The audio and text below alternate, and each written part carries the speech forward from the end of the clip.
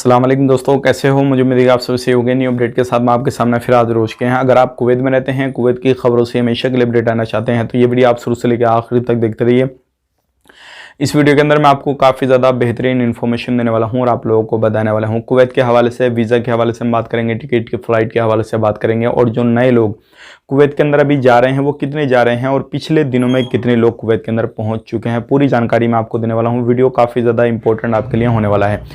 तो चलिए फिर बिना देरी की वीडियो शुरू करते हैं। लेकिन उससे पहले मैं आपको बताना चाहूँगा, चैनल अगर आप हमारा पहली बार देख रहे हैं, चैनल को ज़रूर सब्सक्राइब करें और साथ ही साथ बेल आइकन ज़रूर प्रेस कर दें ताकि हमेशा आपको इसी तरीके से कुवैत के बारे में जानकारी टाइम टू टाइम मिलती रहे और आप हमेशा हमारे साथ में जुड़े रहें। तो सबसे पहले मैं आपको यहाँ पे बताना चाहूँगा जो बड़ी खबर आ रही है कुवैत से।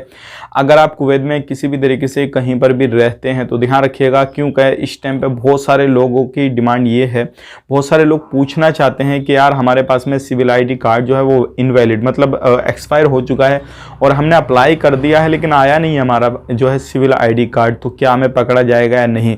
तो ऐसी कंडीशन में आपको पकड़ा ज़रूर जाएगा, लेकिन आपसे पूछताछ वगैरह की जाएगी कि आपका सिविल ID कार्ड कहाँ पर है क्या नहीं है। अगर आपका एक्सपायर हो चुका है तो आपको मालूम है, अगर अप्लाई नहीं करेंगे तो उसका पर डे के हिसाब से कुछ जो है जुर्माना वगैरह आप पर लगेगा और फिर जो है वो पे करना पड़ेगा, तभी आपका बन के आएगा। तो ये चीज़ आपको ध्यान रखना काफ़ी ज़्यादा ज़रूरी है। अब बात कर लेते हैं यहाँ पे कुवैत के अंदर लेबर ऑफिस बहुत सारे बंद हो रहे हैं और पिछले दिनों में काफ़ी ज़्यादा लेबर ऑफिस बंद कर दिए गए हैं। उसका रीज़न ये है, कुवैतियों से काफ़ी ज़्यादा पैसा उठाते थे, वो केडी उठाते थे और लेबर तक इतना नहीं पहुँचाते थे। और कुवैत के अंदर अभी पिछले कुछ दिनों में बहुत ज़्यादा कम लेबर जो है आई है। उसके लिए आपको मालूम है अभी लॉकडाउन के बाद में ये सारी स्थिति, सारा शेड्यूल वगैरह जो था, वीज़ा का प्रोसेसिंग टाइम, वो सारा कुछ जो था काफ़ी ज़्यादा इधर उधर हो गया था और काफ़ी ज़्यादा मिनिस्ट्री की जो टीम है ना मेहनत करके लोगों का खर्चा वगैरह भी काफ़ी ज़्यादा आया, सारी चीज़ें अलग अलग तरीके से हुई। लेकिन आने वाले वक्त में लॉकडाउन के बाद में एक चीज़ का फ़ायदा हुआ, कुवैत के अंदर जो है अब ऑनलाइन वीज़ा निकलता है। ई वीज़ा मतलब जो है ऑनलाइन आप उसको देख सकते हैं और आपका कोरियर के थ्रू वीज़ा नहीं आता है, तो ये एक अच्छी बात हो गई है। लेकिन जितना समय पहले लगता था, लगभग 2 महीने 2.5 महीने लग जाते थे वीज़ा आने में, उसके बाद में जो था स्टाम्प वगैरह होता था, सारी चीज़ें होती थी, लेकिन अब इतना समय नहीं लगता है। अब लगभग आपका 1 महीने के अंदर पूरा प्रोसेस कंप्लीट हो जाता है, तो ये काम तो अच्छा हुआ। अगर आपको भी वीज़ा निकलवाना है, किसी भाई बंधु को आपने बुलाना है कुवैत के अंदर तो बुला सकते हैं, चाहे सोन वीज़ा हो या फिर आप किसी डोमेस्टिक वीज़ा पर बुलाना चाहते हैं तो बुला सकते हैं। इस टाइम पर काफ़ी अलग अलग कंट्रियों से लोग आ रहे हैं। पाकिस्तान की बात करें तो पाकिस्तान की फ़्लाइट लाहौर के लिए चल चुकी है। अगर आप लाहौर के लिए सफ़र करना चाहते हैं तो कर सकते हैं।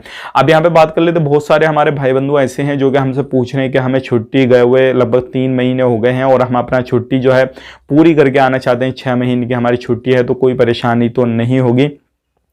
तो बिल्कुल भी कोई परेशानी नहीं है। अगर आपकी छुट्टी में अभी टाइम है तो आराम से रहिए, कोई बात नहीं है। लेकिन आपकी जो छुट्टी, जैसे कि आपकी छुट्टी 30 तारीख को ख़त्म हो रही है तो आपको 30 से पहले पहले कुवैत के अंदर एंटर कर लेना, नहीं तो आपको परेशानी हो जाएगी। बाकी अपने कफिल या फिर कंपनी से कॉन्टैक्ट में रहिएगा, ऐसा नहीं हो कि आप उनसे कॉन्टैक्ट तोड़ दें और उसके बाद में आपको परेशानी हो जाए। अब यहाँ पर बात कर लेते हैं, बहुत सारे लोगों का एक सवाल रहता है, वो रहता है कि भाई घूमने के लिए हम कहीं पर जाते हैं और जो है टीम वगैरह जो चेकिंग वगैरह हो रहा है अलग अलग जगहों पर, वो पकड़ लेती हैं, तो क्या हमें जुर्माना देना पड़ेगा, फिर कैसे छूटेंगे। तो रीज़न वही है, अगर आप कहीं पे भी घूमने फिरने जाते हैं, पहली बात तो सिविल ID कार्ड अपना छोड़े नहीं। अगर छोड़ भी देते हैं तो जब तक आपको नहीं छोड़ा जाएगा कोई बंदा आपका सिविल ID कार्ड वहाँ पे दिखाएगा नहीं, लेकर नहीं आएगा। आपका प्रूफ दिखाना काफ़ी ज़्यादा ज़रूरी है। यही थी आज की कुछ इन्फॉर्मेशन जो कि मैंने आपसे शेयर कर दी।